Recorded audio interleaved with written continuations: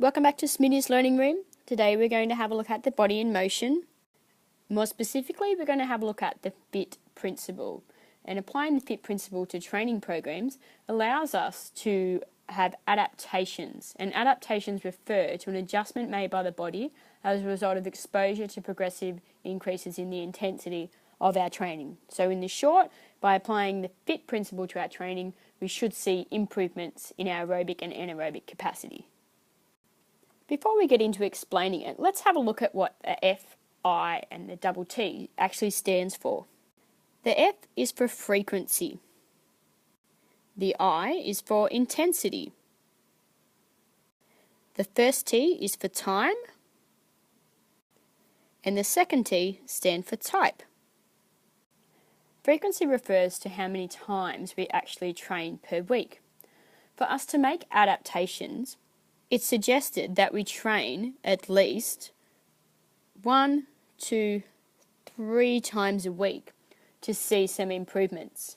Elite athletes may increase that to 5 or more times a week to get more benefit out of their training. The aim of a training session is to stress our body's systems so that we can adapt to the training that we're doing, so we can actually see improvements each time we train. While we need to apply stress to our body systems in order for us to make adaptations, it's also important to understand when the body is overstressed and allow for rest. The intensity refers to the amount of effort required by an individual to accrue a fitness benefit. The most effective way to measure intensity is by having a look at our heart rate. We can use a heart rate monitor to do this, and you'll often see a lot of elite athletes use heart rate monitors every training session. When exercising, the level of intensity needs to be sufficient to keep the heart rate within the target heart rate zone for the required period of time. The target heart rate zone is an area surrounding the target heart rate and is calculated using percentages of maximal heart rate. So for example, some athletes may use 5 different zones of heart rate. So zone 1 would mean that they would have a low heart rate.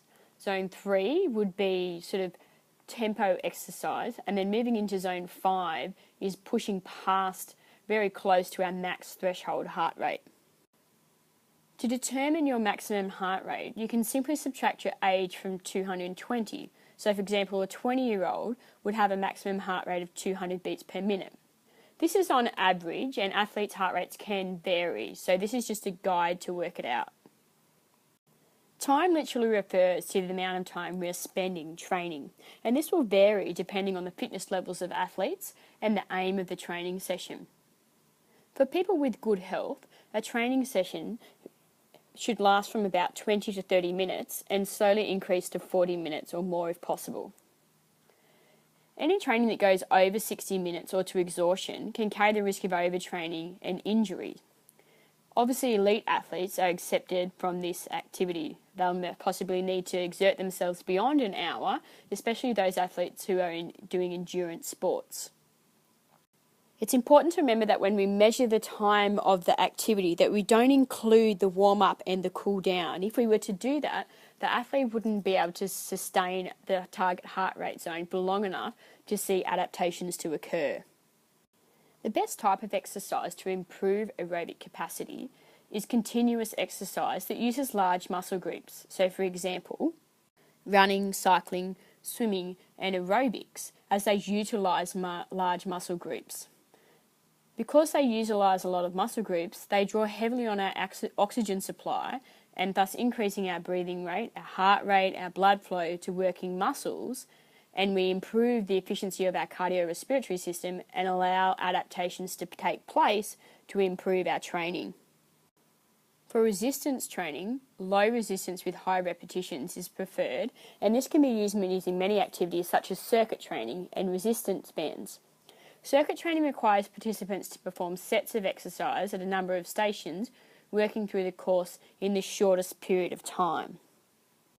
By using the F.I.T.T principle, or the F.I.T.T principle, to provide guidance in developing aerobic programs, we can make programs to suit our training needs.